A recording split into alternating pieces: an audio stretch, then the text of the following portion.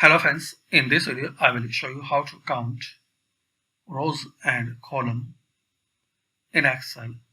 So very simple and basic way to count number of rows and Excel. Just you have to select rows.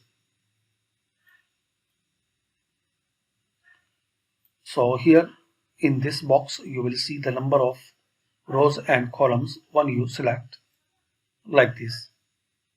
So as we can see, this time we are selected 21 rows and 16 column.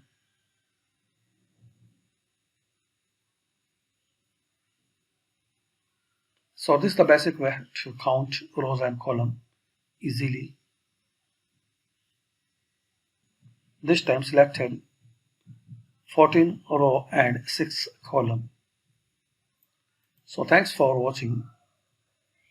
If you like this video, so share, like and subscribe this channel for more useful videos.